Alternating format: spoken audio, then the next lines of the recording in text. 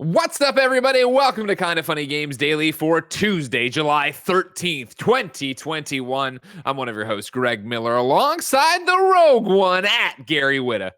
Good morning. How are you? I'm good, Gary. How are you? Yeah, I don't know. It feels like it's been a while. Was I here last week? I don't remember. No, you weren't. Look at this. It's QP in the chat says, "Fuck yes, Gary's here. You're back, Gary." You know yeah, what I mean? I must have missed it. Like I know I've been very in and out recently, both on KFGD and the Xcast, because I'm busy. I'm a show business person, and I'm always making moves. Can't stand still. You've already slipped up, said you were writing a superhero book, some kind of comic book kind of thing. I'm all about going forwards, not backwards. All, whatever meme, whatever gif you want to apply to me this morning, they're all true. Sure. Well, you're just making money moves out there. Have you had time for video games, or have you been so caught up? Yeah. I actually I played an amazing game of Mario Golf this morning in an online lobby. It was a very actually the first time I've ever seen it. It was a 3-way tie for first place. And I do want to once again just point out Andy Cortez, who constantly keeps dancing around this whole Mario Golf thing. Oh, when are we going to play, Widow? When are we going to play? Like, he likes to do like a whole performative thing, like on social media. But when I actually reach out to him and say, when are we playing? It's like, what? Sorry, I can't hear you. This must be a bad connection. Sure. He's busy that day. Yeah, for the record, he's watching his hair. You're introduced. You quiet down to the introduced for the first time. Okay, I'm sorry. For the record, Gary, you yourself kind of hard to pin down to play games with. You always, whenever a big one's coming up, Outriders, whatever, you're always down to play with me. Then me and Mike hit you up for Sea of Thieves, and you're like, I'm not playing right now. Every now and again, things like Outriders. Like by the time the game comes out, I look and I go, you know what? Life's too short. But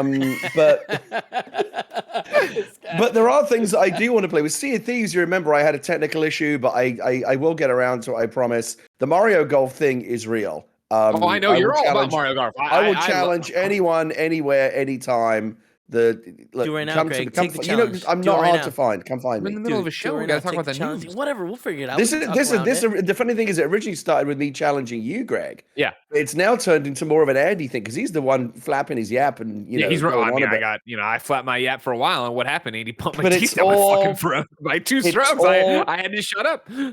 It's all talk, though. He's got nothing to back it up. Well, I mean, we've known for years Andy's all talk, you know what I mean? And I assure you, when he wakes up at 11:30 a.m. today, he's going to have something to say about all this. But before that, we need to talk about a series of Persona teases, 2 delays, and a Nickelodeon Smash Brothers clone. We're going to talk about all this and more because this is Kind of Funny Games Daily. Each and every weekday on a variety of platforms, we run you through the nerdy video game news you need to know about. If you like that, be part of the show at patreon.com/kindoffunnygames. Over on patreon.com/kindoffunnygames. You can write in to be part of the show. You can squad up with your requests to talk to other and play with other video game friends and the Kind of Funny Best Friend Network.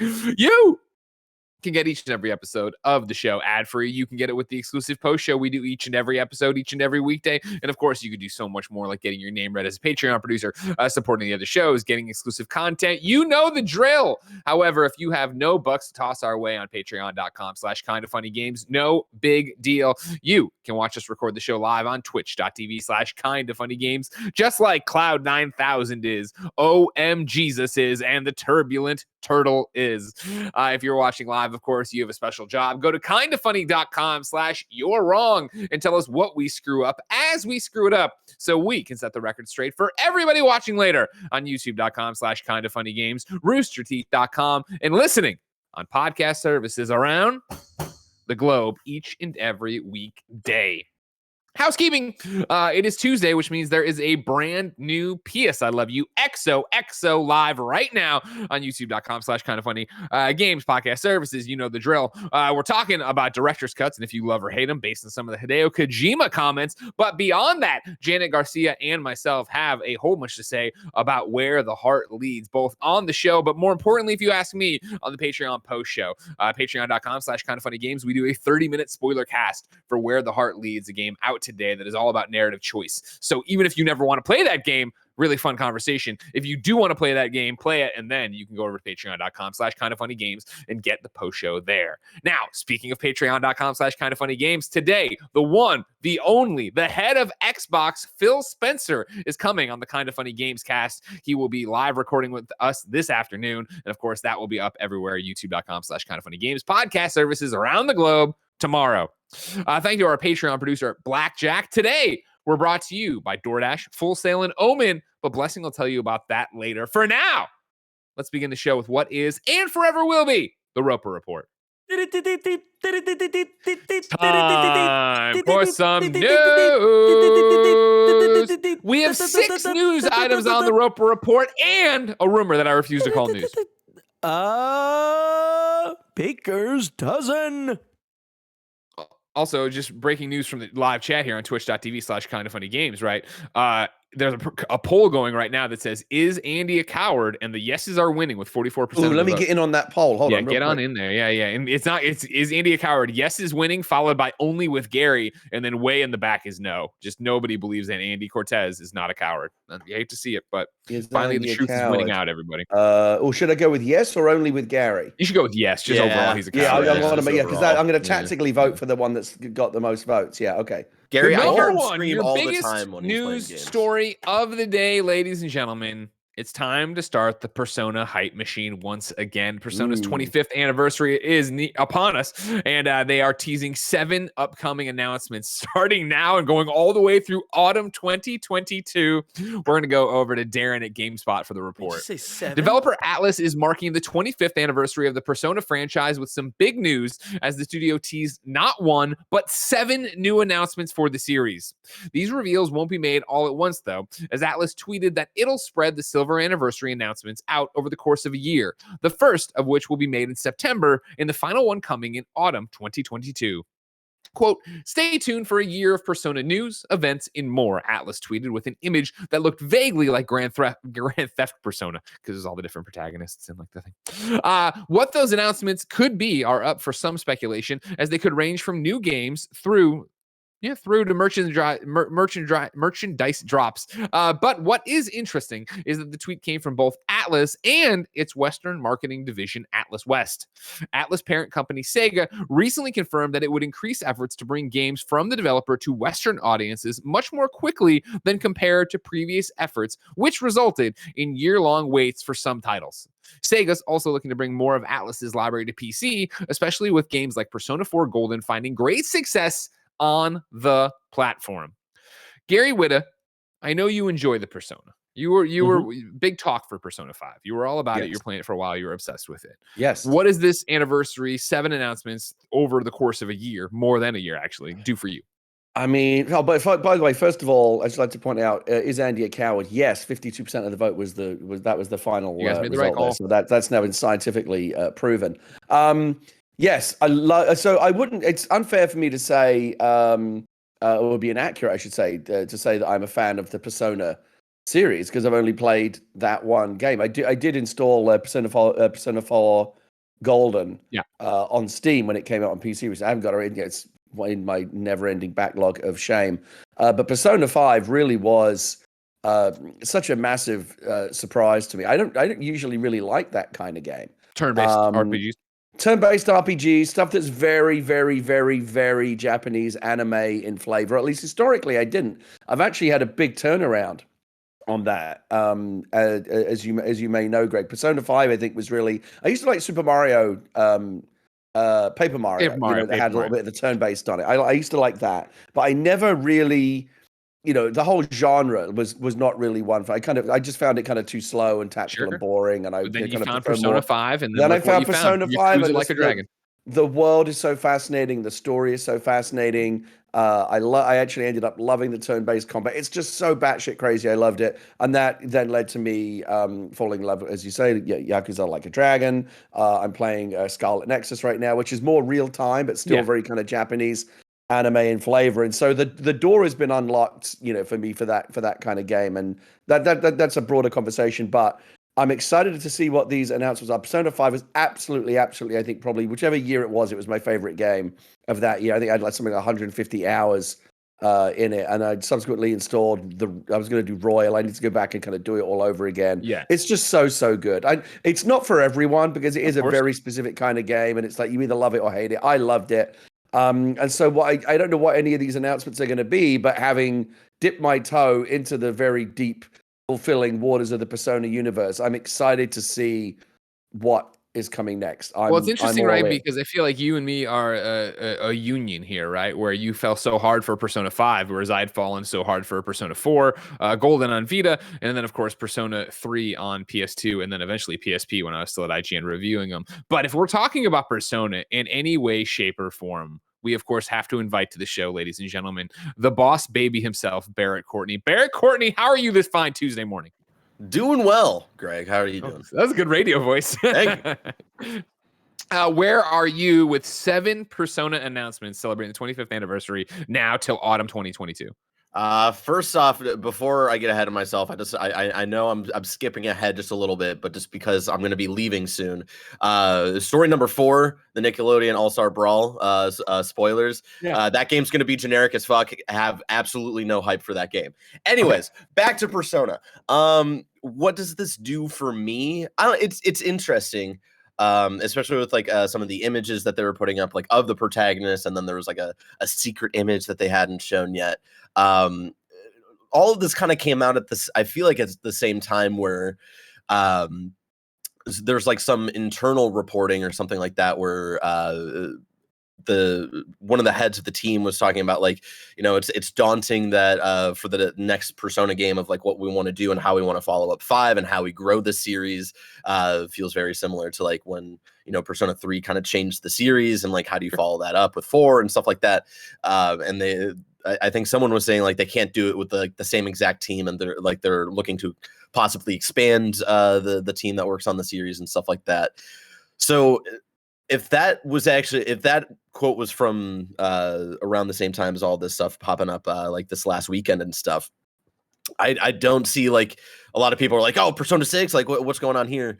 I think maybe a Persona 6 announcement is that autumn 2022 announcement. Like that's where they end the year of the 25th anniversary, and that announcement is like kind of like a tease of just like what the vibe of the game is, because if you remember, like Persona 5 got announced years and years before it got actually released, and it was like the weirdest kind of like 30-second tease. It gave you like the color palette, like that red and black. Like I think the one that came out a couple months later like actually had the protagonist Joker in it, and then, you know, that game didn't come out for a few years after. So I feel like, yeah, that's where the year will end in autumn 2022. I think we'll see Persona 6. I think your smart money's on that, and who I want to introduce here is Reggie over at Persona Central, who had a big write up on this that was getting circulated around, had some context. Persona team producer and director Whitta had previously teased exciting plans for the Persona series in December 2020. Whitta had made a similar mention in December 2019 when he stated that the team was carefully planning steps to celebrate the 25th anniversary of Persona in 2021. The exciting plans that have been teased for 2 years now will be set in motion this September. One of these 7 projects will potentially be Codename X, a previously teased mobile game inspired by Persona 5 and officially licensed by Perfect World Games, seemingly announced earlier than it should have been. The game's official reveal has not been made yet. Sure, the mobile game, whatever. I think it's more interesting to look back as far as December 2019 and see that, yeah, they were already looking to this and planning to this. And then now to be announcing, hey, we're celebrating the 25th anniversary of Persona, and it's going to go all the way to August 2022. I do think you end with a tease for what Persona 6 will be. Yeah, and now it's just like interesting of like what those other 5 announcements are, since like we assume that the end one will be Persona 6, and then one of them is this Codename X thing. And like what are those other 5 announcements? Someone in the chat was like, oh, well, we finally get Persona 5 to Game Pass. I still refuse to believe that Persona 5 is coming to Switch, right, Barrett? You want it on Switch, Xbox platform, or like a Switch or anything. Maybe to PC though. Maybe we see some sort of Persona 5 Royal port to PC. That'd be cool. Especially because like Persona 5 Strikers, when that came out, I think for both PlayStation and Switch. PC, you could have like 60 frames per second, and like playing those games like actually animated in 60 frames per second is great, because Persona 5 Royal technically runs at 60 frames, but nothing is animated to be 60 frames. It's all 30 frames, and it's really weird and off-putting after playing Strikers. Anyways, sorry. No, it's fine. Gary Whitta, are you then looking forward to autumn 2022? Would you be down for another Persona 6? Would you be all about that? Yeah, I mean, if we were doing a wish list, Persona 6, like the next big, game in the core franchise, the follow-up to Persona 5, which, we all loved so much, that would probably be at the top of my wish list. In terms of like what else might be, among these announcements, it's for me, it's like I can like guess, but there's also like an element of wishful thinking. Like as someone who came into the Persona 5 series, sorry, the Persona series. For me, it's the same thing. Persona is Persona 5 because that's the only one that I play. Sure. But in terms of the whole series, again, I do need to get to Persona 4 Gold, and it's great that they have that now on Steam. I would like to see Persona 3 and some of the earlier Persona games maybe get remastered. Maybe they could do like a bundle similar to what Nintendo's done with some of the, or Square's done with some of the Final Fantasy stuff in the past. Like give us, for people that came into the Persona series late, give us an opportunity to go back and like revisit some of the older titles and familiarize ourselves with the history of the series without having to kind of dig out old hardware or emulators or whatever. I think that would be nice. Barrett talked about Strikers. That was a really interesting, foray into a different genre, kind of a side game, a spin-off. Might be interesting to see. Maybe there's another spin-off. Maybe they'll try another genre. What else might be there? I don't know. That could be really fun. Game Pass, I think, is all. I think that is a bit of a stretch. But again, with Game Pass these days, you never know. But I would love to see Persona 5 come to Xbox and Switch, just because when you love a game that much, you want everyone you want it to be in front of as many people as possible.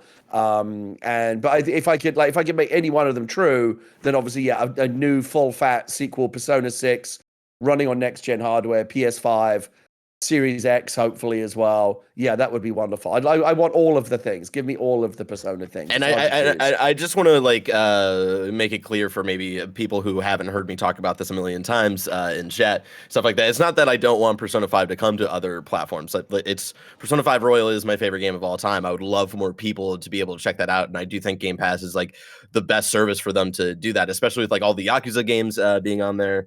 Like Sega is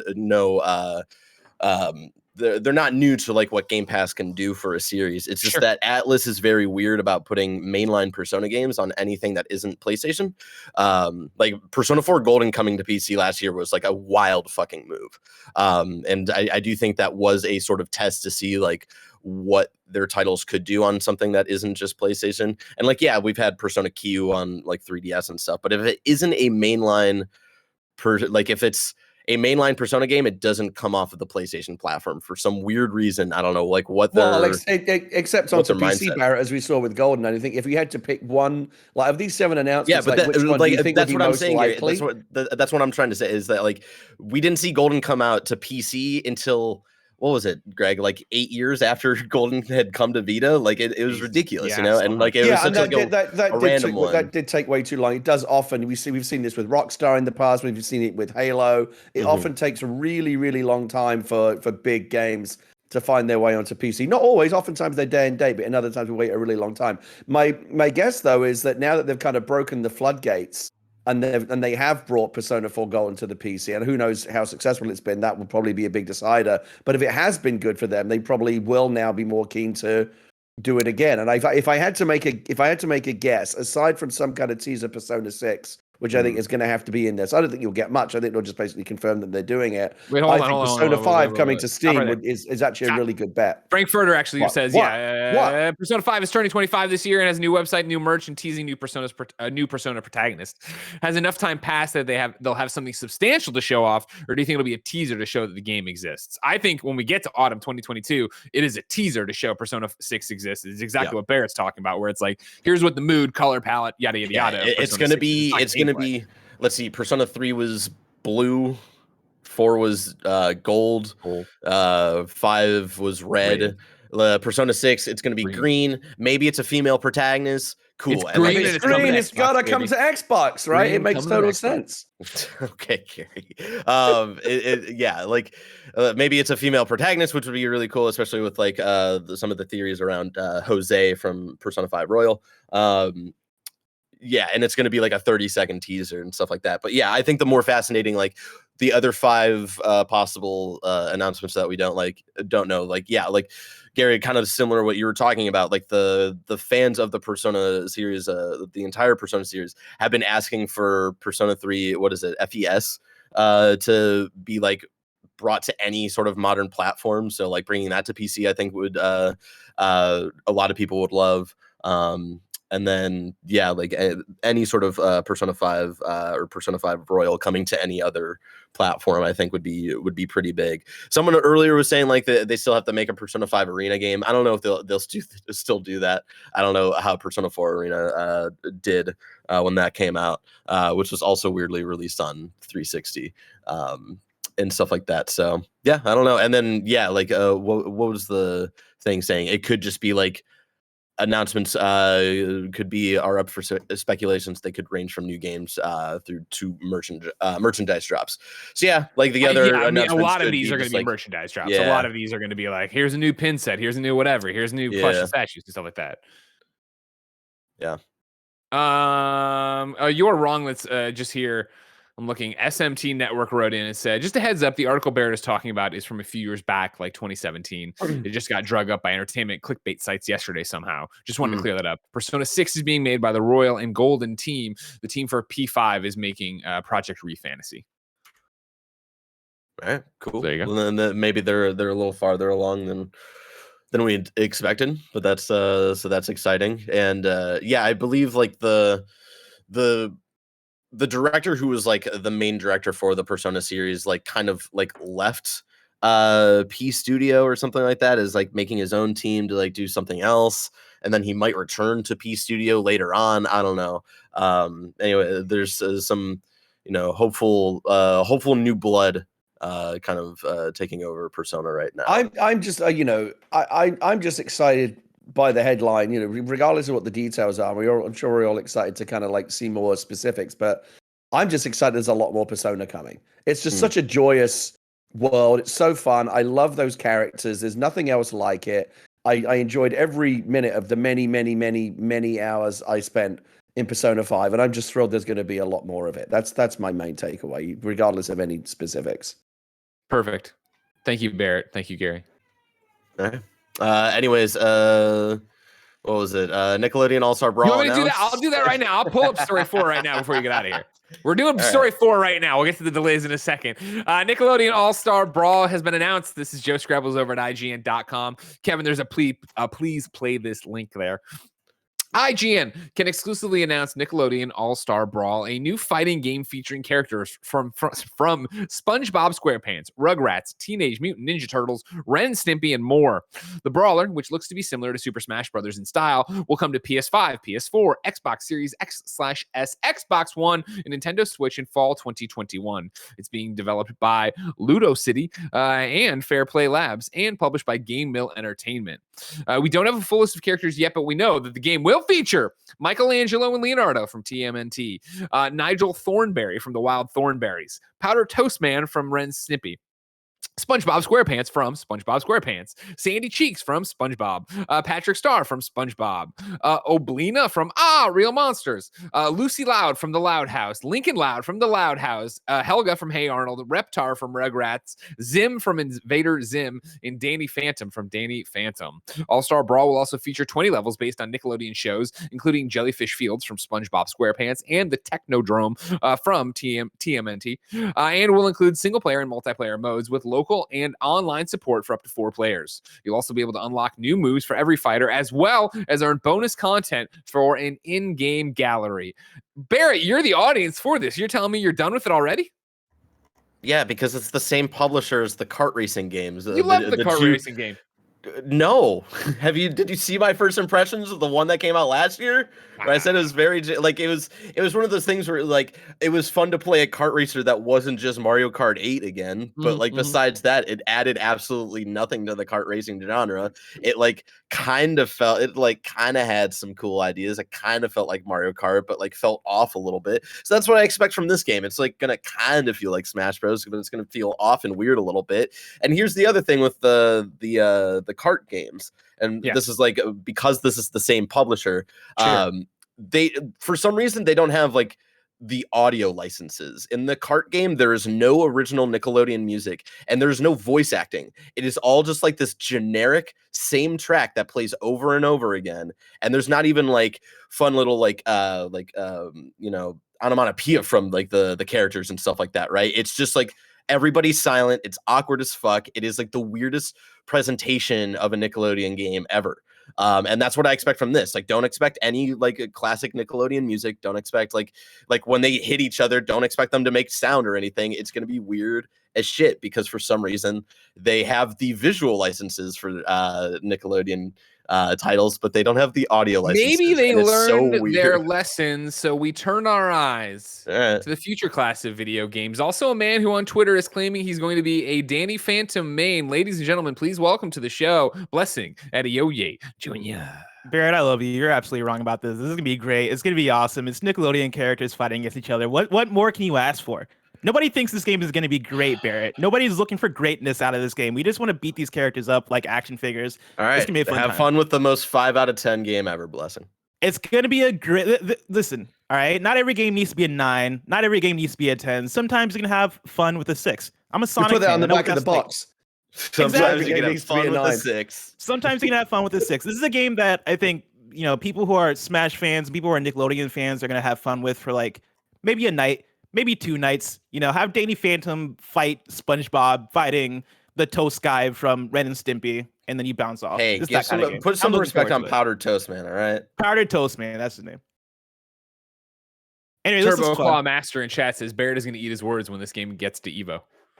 No, okay. All All right. I mean, they have been. Okay. Honestly, I've been paying attention since this morning to like all the details of this game, and they have announced that this game will have rollback netcode, which is an awesome thing. Guilty Gear Strive had a rollback netcode, and basically it's what is going to be the new standard for online fighting games. It makes online fighting games so much better.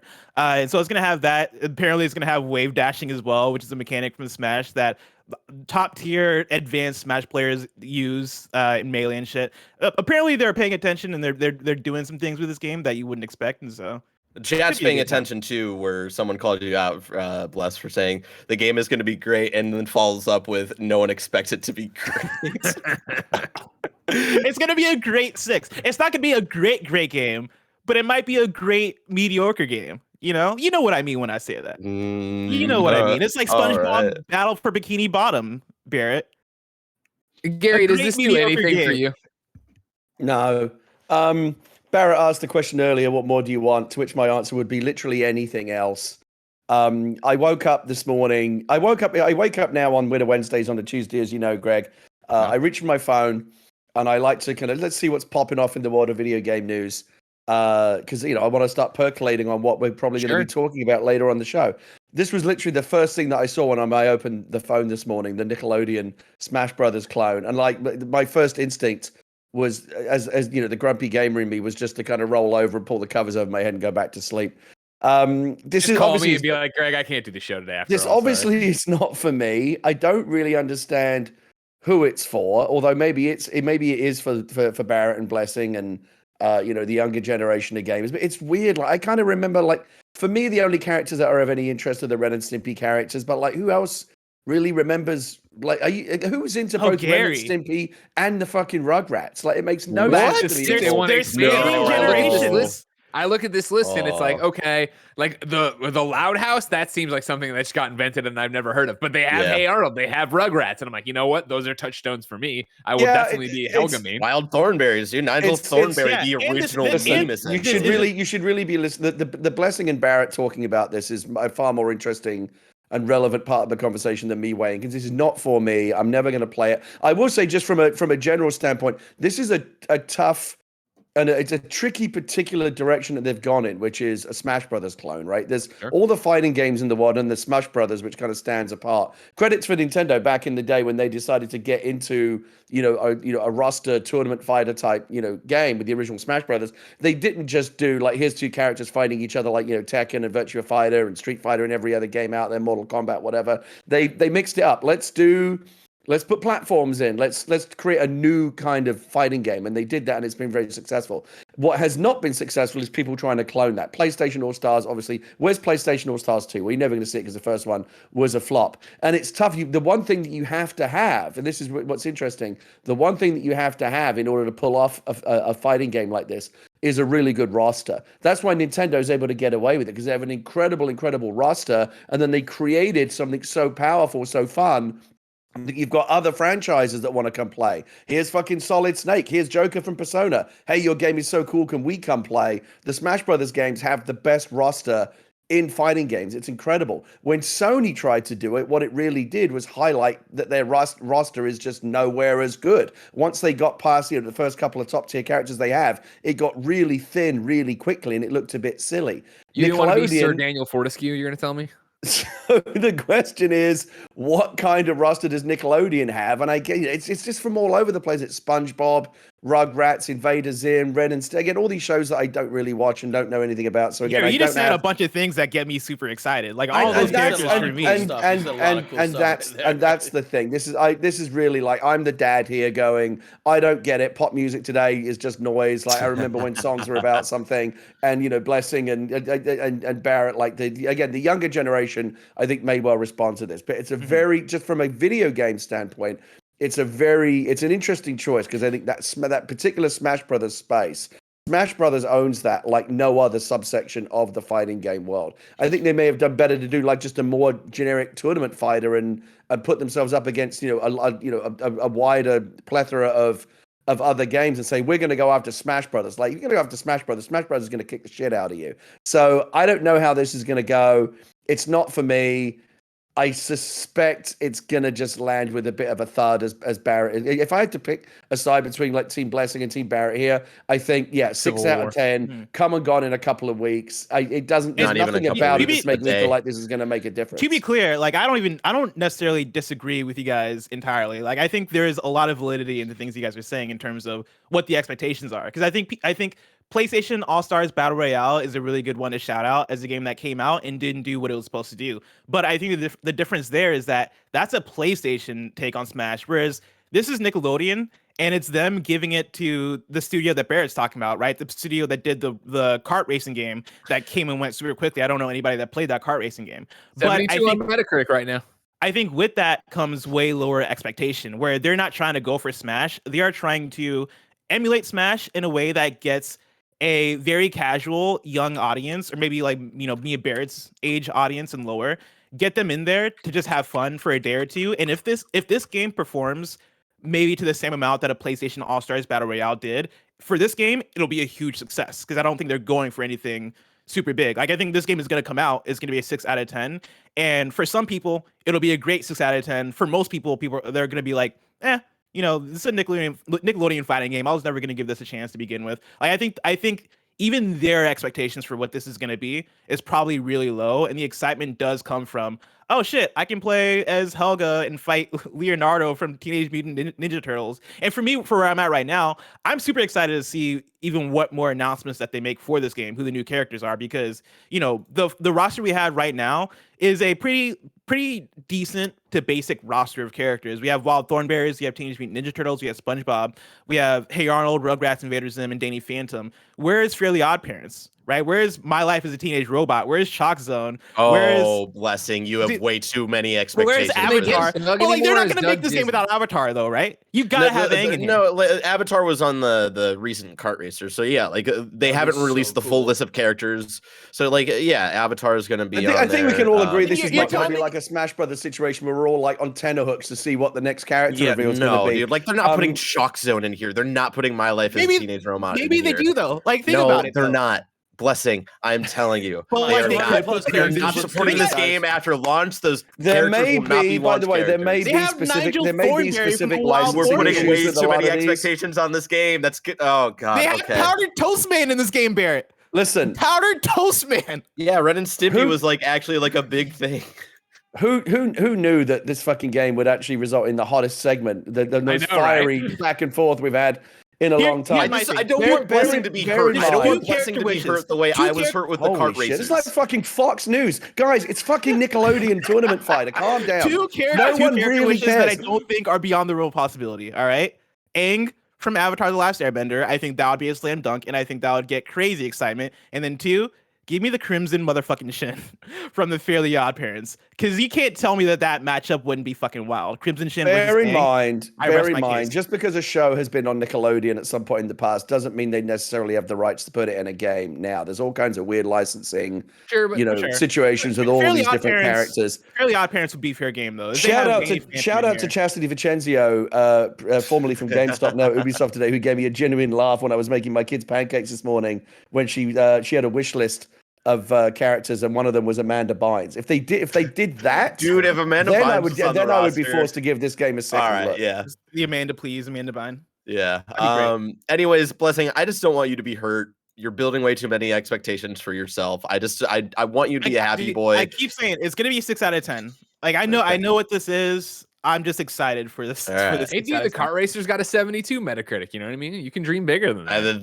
That's high for that game. This is like listening to my 9-year-old kid argue over FaceTime with her best friend over fucking Squirtle versus Charizard or something. It's brilliant. Who's the best? And they get really annoyed. They get really wound up for it as well. I love the last thing I was going to say. Oh, my biggest question out of all of this though is that like this publisher, I keep forgetting the publisher for these games. They've come out with Game Mill. Published by Game Mill Entertainment. Yeah. They've come out with more games in the last few years for under the Nickelodeon license than THQ Nordic, which signed like a big like licensing deal with Nickelodeon, and all they have to show for it is SpongeBob SquarePants Battle for Bikini Bottom Rehydrated. They have come out with nothing else since like that was like 2017 they signed that deal or whatever. Like I was still at IGN, and they've done pretty much nothing, and this random ass publisher that makes the most like 6 out of 10 games ever has done more. And it's just so weird of like, where are the other Nickelodeon games from THQ Nordic that like give people their SpongeBob Battle for Bikini Bottom, you know? Anyways, that's all I got to say. Greg, you've been happy to light the tinderbox and then stand back and watch. Gary, how great is it that we're hosting the show today? We just let other people yell. I know, just sit back and like just sit back and let them tear each other's throat out for clicks. But Greg, what do you think? Where do you stand on all of this? I mean, Barrett comes in with the expertise of not having the music, not having the voices in the kart racing game. That doesn't spell success to me over here. I think it's interesting. I chuckled watching the trailer. Like, I think that, this is one that for sure when codes drop, and if if it's not complete trash or something, I'd love to jump in and play for a little bit with Barrett and Bless, and see who else gets added. Are they going to add Cat Dog? Am I going to get a Cat Dog in here? You know what I mean? Can I be Angelica? Can I run through and beat the hell out of everybody that way? Like, it's a cute idea. I think Nickelodeon does have a deep roster, but is the gameplay going to hold up? And I think we talk about we talk about PlayStation All Stars Battle Royale, right? And I think PlayStation not having a grip at the time on really what made PlayStation nostalgia. You look at Astrobot, right? Or the PS5 Astro game that I always fucking fuck up because I want to say Playroom. Yeah, thank you. Sorry. It's why I got Rescue Mission on the brain all the time because of PlayStation VR. It gets confusing. They nailed what PlayStation was there. But on top of that, remember the real problem with PlayStation All-Stars Battle Royale was the weird, we're gonna go 95% Smash Brothers, in that why not just go 100% Smash Brothers? So just go 100% Smash here, right? And like, yeah, sure. All right, cool. Let's see what it is. I'm never going to get into this game. I'm not a fighting game guy. I'm not a Smash guy. I'm not a Nickelodeon guy. Like, I have fond memories of old school Nickelodeon thing, but I'd be interested to see how they lean into it. Of, when you talk about Smash, obviously so much of it is the roster, but then there are the environments, there are the spirits, there are the, nostalgia and drops in there. Like, right. Can we get a Wild and Crazy Kids level? Like, that's for me. Can we get a Hey Dude level? Can we be fighting on the dude range? I feel like it did touch on this a little bit when I acknowledged at the top that I'm too old to really be the market or to even understand what the market for this is. So I'm going to read out a text from my wife, who's a bit younger than me, and she weighs in. You're missing a huge group of millennials who grew up with a lot of those cartoons. That character list actually got me interested purely for nostalgia reasons. So again, maybe this is a big fucking hit. Who knows? Who knows? Nobody knows anything. All right. Barrett, Blessing, thank you for coming in. I'm sorry you guys had to tear apart your friendship here, but we appreciate you coming in to give us the young. Never speaking to Blessing ever again. Here, do you want to play some Knockout City later? Oh, maybe. You though. know you want to. You know you want to. Let's play Maybe. some knockouts. Also, Did you I just see want to the- shout did out. you see This the is something that I didn't say earlier. Back to the Persona thing. It's wild that it's 25 years because it feels like just yesterday, like I was opening up Persona 5 and it would open with the 20-year anniversary shit. Yeah. And Time's that's funny. just, yeah, I know it's wild. Anyways, yeah, let's hook up in some knockout shitty later. All right. Oh, yeah. No, you can go squat up somewhere else. All right, get out of here. Don't worry about it.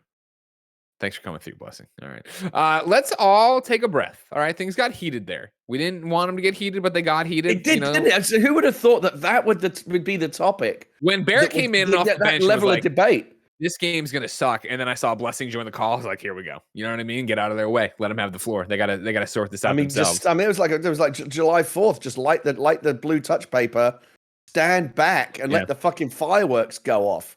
So everybody, here's what I'm deep breaths. Right, in, out, in, out. All right. While you do that, find your Zen. I'll remind you that my Zen is found on patreon.com/kindoffunnygames, where of course you can go to write in to be part of the show. You can go to get the post show we do each and every weekday. You can go to get access to every show we do with exclusive goodies and a bevy of different details. But more importantly, you can go there to get this episode of Kind of Funny Games Daily ad free. But guess what, Jack? You didn't go there. So here's Blessing to tell you about our sponsors. This podcast is brought to you by DoorDash. Did you forget that one thing at the store? Now you can get snacks, drinks, and household essentials in 30 minutes with DoorDash. Get drinks, snacks, and other household items delivered in under an hour. With over 300,000 partners in the US, Puerto Rico, Australia, and now Canada, you can support your neighborhood go-tos or choose from your favorite national restaurants like Popeyes, Chipotle, and Cheesecake Factory. For a limited time, our listeners can get 25% off and zero delivery fees on their first order of $15 or more when you download the DoorDash app and enter code GAMES2021. For our Canadian listeners, use code GAMESCA. That's 25% off up to $10 in value and zero delivery fees on your first order when you download the DoorDash app in the App Store and enter code GAMES2021. In the US, and GAMESCA in Canada. Don't forget that's code GAMES2021 or GAMESCA for 25% off your first order with DoorDash. Subject to change, terms apply. We're also brought to you by Full Sail University. We know that you love video games, but have you ever considered making them? If so, then I want to tell you about Full Sail University, which offers a variety of gaming degree programs on campus and online that can teach you the tools, technology, and workflow used by today's gaming studios. You can learn level design, programming, character modeling, production, and more. Graduates from Full Sail have worked on awesome games like Grand Theft Auto 5, the Call of Duty series, Rocket League, and many more. Full Sail has degrees available in game development, game design, and game art, as well as many other degrees in entertainment and media. To learn more about Full Sail's programs, as well as potential scholarship opportunities, visit fullsail.edu/funnygames.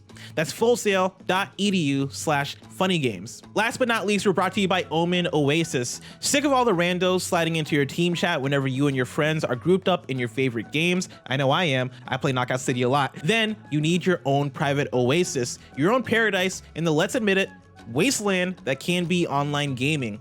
Oasis is a free and easy to use add-on for Omen Gaming Hub that creates a virtual room for you and up to 15 of your friends for private gaming and watch parties. But Oasis isn't just any virtual room. With low latency, 720p, 30 FPS screen sharing, and seamless audio quality, you can quit worrying about technical difficulties, stop arguing over who has the worst internet connection, and get to playing. Play together, watch together, chat together, share together, all with Oasis by Omen. Go to bit.ly/OasisKF to download Oasis on the Omen Gaming Hub and try out the beta now. And out. All right, good. That Now that was a you're long all time in to the hold nice your places breath. then, now that you're even keel, let's get into the bad news. Number 2 on the Roper Report, but it's actually number 3, but you know how I move things around. Number 2, Ghostwire Tokyo is officially delayed. This statement was released today by Tango Gameworks. We've made the decision to delay the launch of Ghostwire Tokyo to early 2022. We want to get the game in your hands as soon as possible so you can experience the unforgettable version of a haunted Tokyo that we've been hard at work building. At the same time, we're also focused on protecting the health of everyone at Tango. Our new release window will give us time to bring the world of Ghostwire to life as we've always envisioned it. Thank you for being patient as we work to bring you an experience unlike anything else we've ever made. We can't wait to show you more in the coming months. Gary, I'm going to toss in here number 3 as well. Just Cause Mobile got delayed today, too. They put out a similar statement. I'm going to read that. We're grateful to you, the JCM community, for all the passion you've shown for Just Cause Mobile. As you're aware, the global COVID-19 pandemic has affected many studios, and unfortunately, ours is no different. We've had to adjust to new ways of working, and that has resulted in delays to our development schedule. As a result, we've made the tough decision to delay the global launch of Just Cause Mobile until 2022. We know this news may be disappointing, but we hope you understand why the decision was made. We look forward to showing you more of the game as we get closer to launch. Until then, please continue following the Just Cause Mobile social media accounts and turn on notifications so you are among the first to see title updates. Gary, delays are good, yes? Delays are often necessary. Certainly, I think in the age of COVID, we've seen a lot of it. It's unavoidable. I don't think anyone's too judgmental about when games get delayed these days, especially in the age of crunch. I think gamers are coming around to the idea that they'd rather wait to play the game. The idea that human beings make their games, yeah. They took the time to get it right and ship a game. For me, the two biggest problems are crunch and people being subjected to unacceptable working conditions and expectations, and also games shipping in a broken state. We're all sick of it, right? We're all sick of buying games on day one and they don't work. You got to wait for 4 or 5 patches before it's where it should have been at 1.0. So I don't know how much that's ever really going to go away, but taking the time to get it right, taking extra time, delaying the game rather than hitting an arbitrary date. Again, Cyberpunk will forever be the poster child for what happens when you ship a game to hit an arbitrary date. So I think that was a wake-up call for a lot of people all across the development spectrum. And I know Ghostwire Tokyo is a game that has a lot of positive energy behind it. A lot, people really love those devs. A lot of expectation. Hopefully the attitude in response to this news today is, absolutely, take the time to get it right. We'll be here when you're ready. Look, there's plenty of other games to play. There's tons of other games coming out this year. Go play something in your backlog. There's plenty of other things to do. You don't just have to wait around, looking at your watch, waiting for a game to come out. Go live your life, do other things. Just Cause Mobile, I didn't even know that was a thing, but Oh yeah. Interesting. I agree. Of course, take all the time you need for a game. Don't stretch your team. Obviously, everybody's trying to get into whatever the new normal is and what a pandemic normal is going to be. And obviously, I saw PSILY from the Kind of Funny Xcast and Gamertag Radio today. Shouting from the rooftops. This is what he's been saying. Lower your expectations for games in 2021. I think that when you get to Ghostwire Tokyo specifically, obviously this doesn't surprise me. I think we've seen so little from that game, and that even makes sense, right? Because we're still talking about Deathloop, right? These are Bethesda published games that are coming out, and so why put them on top of each other? Especially since they're both PlayStation exclusive. Let Deathloop come out in September as normal. Let Ghostwire cook longer, and then of course keep making all your Xbox exclusives. Don't worry about it. And Just Cause Mobile, Kevin, you're the Just Cause guy. Are you going to play Just Cause Mobile? No, God, no. But Greg, I think there's something to be said that delays aren't good. They might be necessary, and if they are necessary, I'm glad they're happening. But I don't know, companies need to get better at telling us when their shit's gonna come out for reals and not just lying, or giving us unrealistic numbers. Because that's the thing, that sucks. People are excited for these games. They save their money and they're like, you know what, this is what I'm gonna do, X, Y, and Z, and then it's well, I guess not, because I guess I'll never play Halo. Yeah. This really does again demonstrate, I think, the disconnect. This is what I was talking about when we talked recently about the Switch OLED model. That a lot of people go, oh, it's not what I want. It's not what I want, but it is in fact what a lot of people want, and Nintendo will sell a lot of them. The reason I return to that point is because us saying, oh, we're not interested in Just Cause Mobile. That Diablo mobile game was when it was announced was mocked by hardcore Diablo fans and met with a lot of derision. And usually when you hear about a mobile version of a game, people go, they're really dismissive of it. But again, those tend to be people just in our little echo chamber, our little bubble. Like PUBG Mobile is massive. It's huge. And if you look at the numbers overall, anytime some people go, oh, well, if you look at video games are bigger in terms of, money, coming in and revenue than Hollywood movies. That's true. But look at how the video game industry actually breaks down. PC is the smallest part of it. Then consoles is a big chunk of it. The biggest single chunk is mobile. I think it's almost, or if not more than half. It's huge. Mobile is huge. And so it may not be for us. It may not be for people who post on message boards and watch, YouTube videos and get very excited and passionate about games. But for the bigger, broader market, the casual gamers, everyone out there that are happy to play games and just get on with it and not have to post every single thing they think about video games on Twitter or whatever, that is a huge, huge market. And that's why you see a lot of these mobile extensions of popular franchises. Well, Kevin brings up two interesting points there. Yeah, I guess springboarding off of Kevin brings us up two interesting points. To do the most recent one first here with Gary saying, you're right, of course, that yes, is a mobile game. Mobile games are huge. They're just not necessarily huge with core console consumers, hardcore gamers, whatever the hell they are. I'm looking forward to that Marvel Future Revolution game, but will it actually deliver? Or am I going to be able to use my backbone? Or is it going to be that, no, I need to do swipey swipes, and then I'm going to be like, oh, this is just like the clap hands golf game that I don't want to play because I don't want to play games that way. That's true. You're 100% right. Just cause mobile makes 100% sense because you want to try to get into that mobile market and get that money and find those people and yada, yada, yada. Back to Kevin's thing, though, of delays aren't good. If they're necessary, they can be necessary, but not necessarily good. I think one of the things that gets I think Kevin made his point very well, but the one thing in there that, gets shook up, right, is oftentimes the people putting the stupid date out that isn't the real date aren't the developers, right? They're the publishers. They're the people who are worrying about their shareholders, are worrying about this other thing, trying to make a big move to make sure they're fiscally, all that bullshit. So, I mean, it's that weird thing of, yeah, publishers should be more realistic. Developers obviously should need to share a more realistic thing. But I also think that, as I've called out so many games, I would have told you that Ghostwire Tokyo wasn't coming this year, right? I think you can see the writing on the wall based on how much stuff's come out for a game. And I think you get to interesting situations where right now, right, I fully believe that everyone at Guerrilla Games is working as hard as possible to make Horizon Forbidden West hit this year. I do not think that's going to happen. And PlayStation, to their credit, right, even though they've said 2021, Herman has done the PlayStation blog interview where he's like, listen, we're trying. We'll see. We think we have a shot at it, but it's going to be tough. That's the push and pull of it, right? But that's what I'm always talking about, is that I want to see more company heads, developers, publishers, whoever, be open and honest about where they're at with this kind of stuff. Speaking of being open and honest, number 5 on the Roper Report, ladies and gentlemen, the ESA is talking about COVID and gaming. We're going to go over to Rebecca Valentine at IGN.com, who starts her article like this. Quote, more people are playing games than ever before in the United States. Entertainment Software Association President Stanley Pierre Lewis tells me in an introduction I feel I've heard a few times before, admittedly for a very good reason. We're speaking about the ESA's Essential Facts Report, an annual survey of the video game playing habits of 4,000 Americans.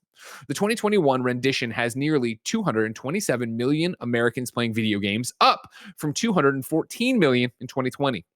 And then there's a whole bunch of stats and stuff that Rebecca's doing, but to the point I'm going to use in this show, I cut it out and go to this. In combing through the report each year and looking for trends, I'm consistently struck by how consistent the rest of the numbers seem to be. Roughly the same number of men play games as women, 55% to 45%. A relatively even balance that's held steady for years now. The age breakdown, 20% of players under 18, 7% over the age of 65, and the average age of 31 is also about the same as it's been for a while, give or take a few minor fluctuations. Casual gamers are still far and away the most popular genre. Casual games are still far and away the most popular genre, and nearly half of all games, 49%, get an E for Everyone ESRB rating, a rating system regularly used by 86% of parents. This year's key difference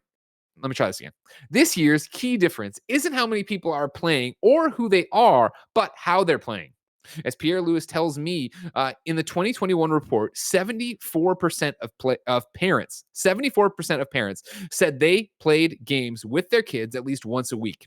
That's up 55% who said the same thing last year, a massive jump. So this year in the 2021 report as compared to 2022 with a whole global pandemic, Gary, we're up from 55% to 74% of players saying they play games with their kids. Yeah, again, I think that's brilliant, and that one of the reasons why I'm so excited for you and Jen is, given that you're both gamers, yeah, the opportunity you're going to have in the years that follow for you to play games as a family with your kid, it's just delightful. It's the most fun thing. We are a big family of video gamers. I'm so lucky that my daughter grew up loving video games as much as me and my wife do, and just take a snapshot of the games that we've been playing in the Whitta household over the past few weeks, and even just in the last week, I've got 2 different It Takes Two games going. One with my wife, one with my daughter. We were playing Mario Party just last night. We love to play Tetris Effect Connected. There's a great 3-player mode, so it's perfect for the 3 of us. You play collaboratively against increasingly difficult CPU bosses.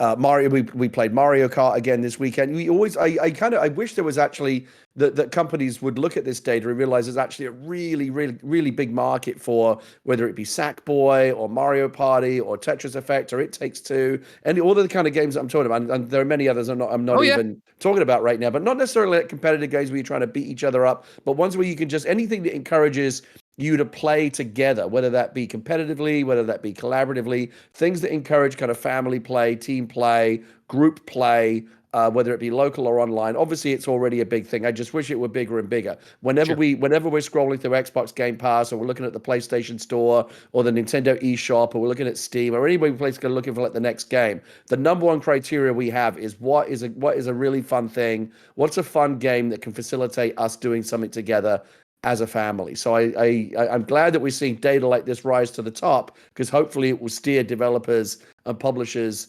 in the direction of making more games like that. I think that you will most definitely see that, right? And I think it's an interesting time right now. You mentioned, of course, Jen and I expecting our first child, but obviously you look around the industry at people who talk to you about video games and the number of children they have. And really what I always talk about in my life for my own passion for video games, right? Of video games aging with me and maturing with me. And the fact that we're to a point now where there are so many parents who are excited to play games with their kids. I think you'll only see this number go up, and I think you're only going to see the industry respond to that, right? And make experiences like what you're talking about, Gary, more cooperative games to get in there, more ways to play together as a family and do that. And obviously that's something we've seen from the Wii and a bunch of different things as well. I'm not trying to, talk shit about anything that came before, act like it didn't, but I do think you're going to continue to see more well-rounded experiences, more games that are, I remember being at IGN and, reviewing PS2 kids games that were coming out, right? And they were garbage. They were bad games. But now, Gary, you're talking about something like It Takes Two, something that I think is in the conversation for game of the year so far. And that is something that can be enjoyed by hardcore gamers or you playing with your daughter, right? Like there's something there for everybody.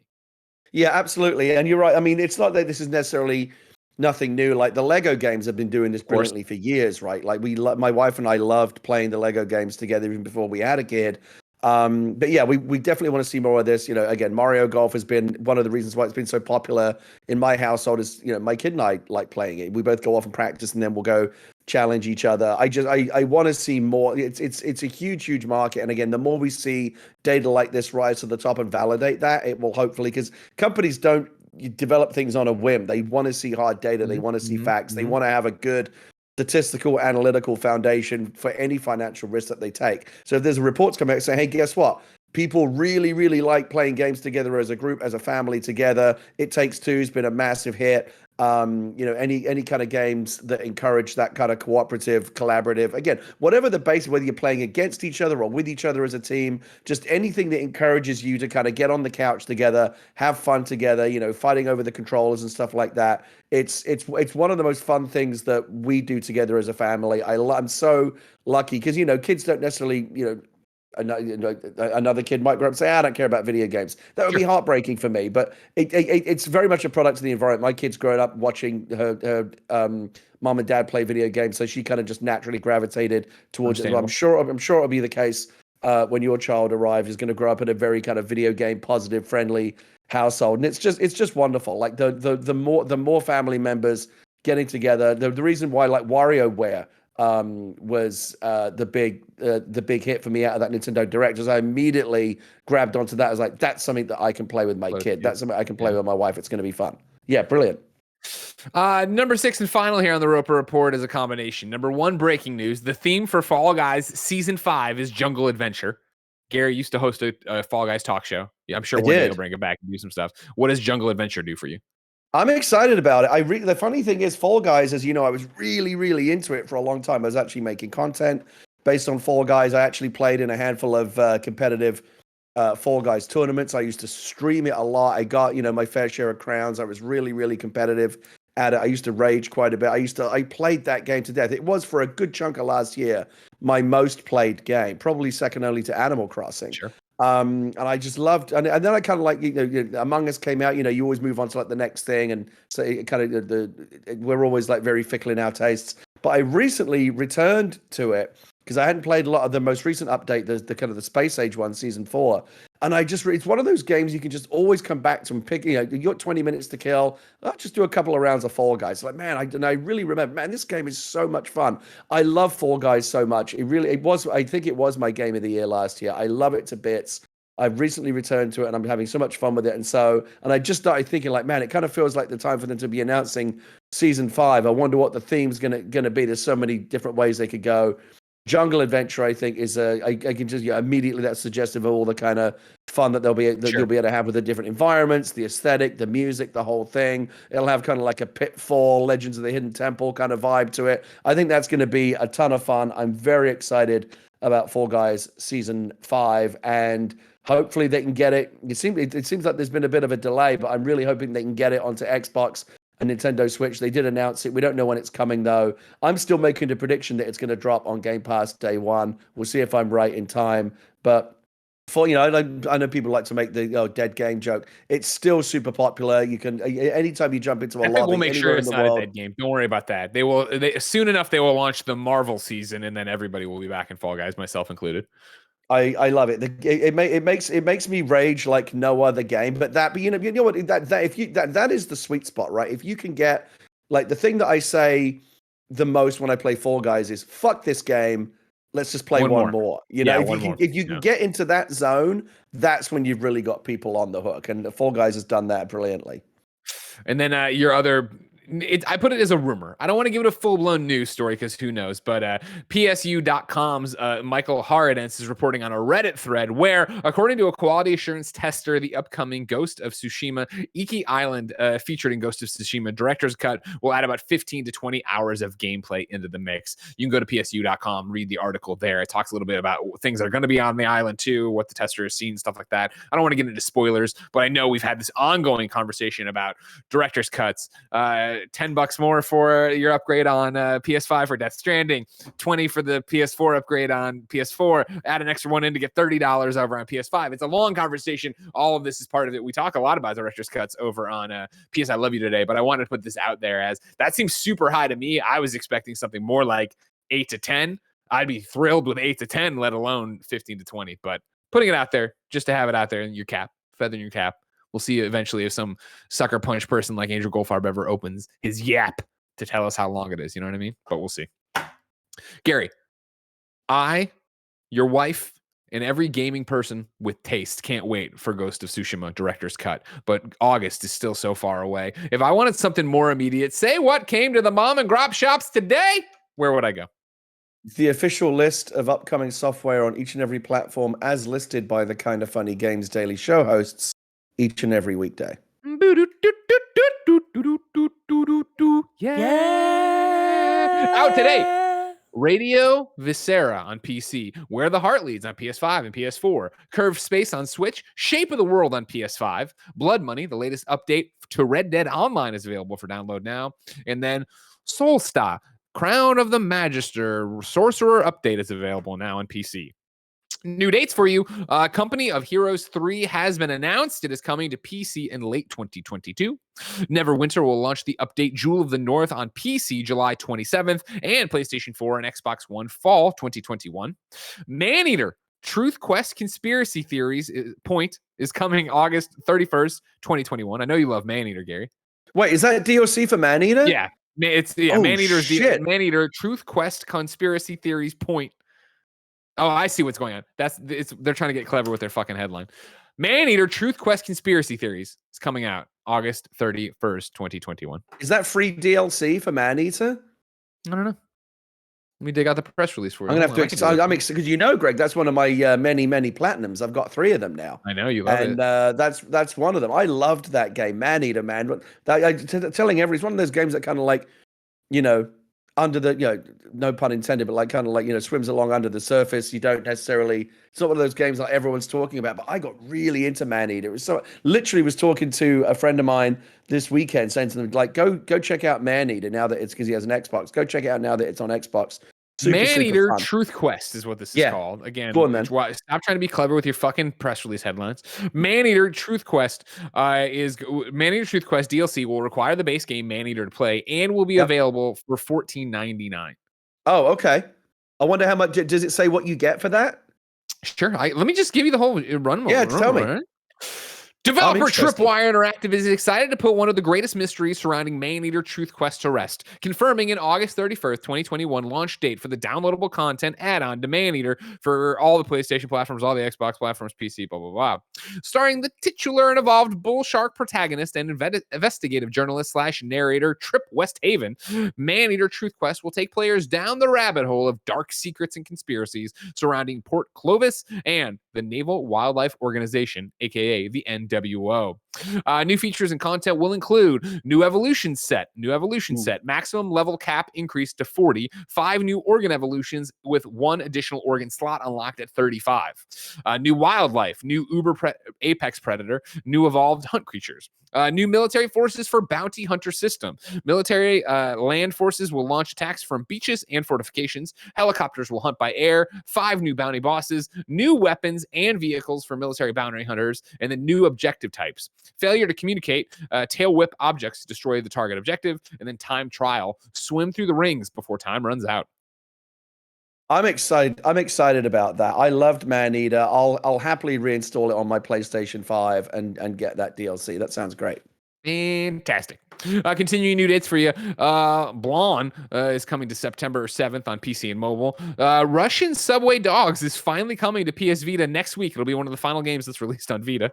Are they still putting out? I thought every 6 months is like, this is the last game for the Vita. Well, remember, July 20th is the cutoff. July 20th is the cutoff. They're not closing the Vita store, but they're cutting off submissions. So like July 20th is it. All right, so that will be the true beginning of the end. Okay. Nightbook will be available on July 27th for PC, PS4, PS5, Xbox One, Xbox Series X and S, Nintendo Switch, and iOS devices. Phoenix Point Behemoth Edition is coming to PS4 and Xbox One on October 1st. And then Friday, Apple Arcade will see Angry Birds Reloaded, Alto's Odyssey, The Lost City, and Doodle God Universe. Some deals of the day for you. UFC 4 comes to EA Play today. Of course, Xbox Game Pass Ultimate members can get EA Play for no additional cost. And then Stonefly, the game written by Kind of Funny best friend Belinda Garcia, is 20% off on Steam. It ends tomorrow, that deal. So if you're looking for I'm glad you're including Apple Arcade stuff now in these release dates, Greg, because people should not be sleeping on that service, especially if you have an Apple TV. You know, everything that drops on Apple Arcade is on Apple, is not just on the phones and the mobile devices, but on Apple TV as well. Take a tip from me. If you've got an Apple TV, get that $5 a month subscription for Apple Arcade, or get whatever subscription. They have a bunch of them now. Some of them like throw Apple Arcade into it. We have this thing called Apple One that has like all the Apple Music, Apple News, Apple Arcade. It's all thrown together for like $20 a month or whatever. But like, get your PlayStation controller or your Xbox controller, Bluetooth connect it to your Apple TV. It's like, I would say it's second only to Game Pass in terms of like the amount of stuff that you get for what you pay. For $5 a month, it's all really, really high quality games, really, really good stuff, well curated by Apple. I think it's a great value, and not enough people are talking about what's going on Apple Arcade. Good stuff. Well, there you go.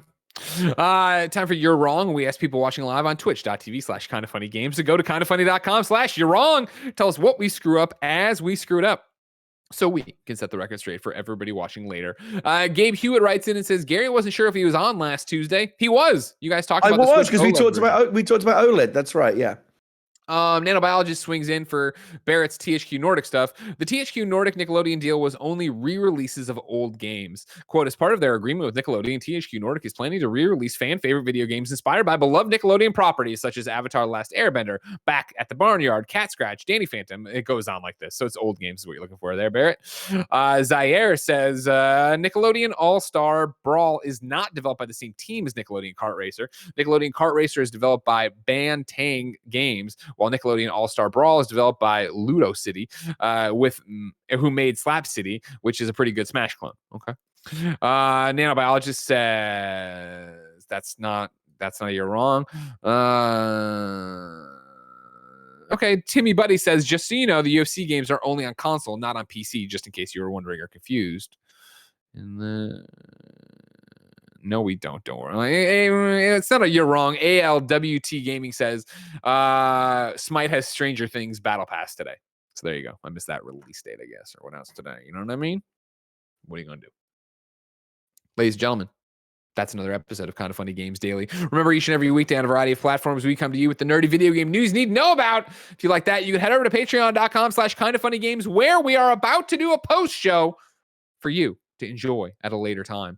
Of course, while we're doing the post show, you can stay on twitch.tv/kindoffunnygames. Right here, you will see the boys, and they will be playing. It's opening. They're going to be playing. Oh, Bruce Green is joining. They're going to play Battlefield 4. It's going to be like Mike, an hour Andy, and a Nick, half. and Bruce. What? He's joining at like 12:30, I think. But it's still accurate. Yeah, I know, but I don't want the kids coming in here and being like, "Where's Bruce? Where's?" I mean, they're going to be happy there. You know, these kids, they'll show up for anything. You want to just have it. It's just Cecil sleeping. They'll watch that. Don't worry about it.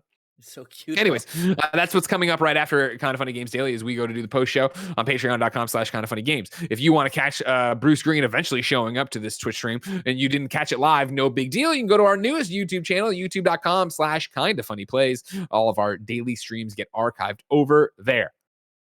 Gary, you did great today. I'm proud of you. Thank you. That was fun. My favorite part of the show was the one that I had the least to do with, just sitting back and watching Barrett and Blessing come to blows over, SpongeBob versus Fairly Odd Parents. That was incredible. It's like a world I know nothing about, but it's fascinating to watch from the outside. Well, we got more to talk about over in this post show. So until next time, it's been our pleasure to serve you.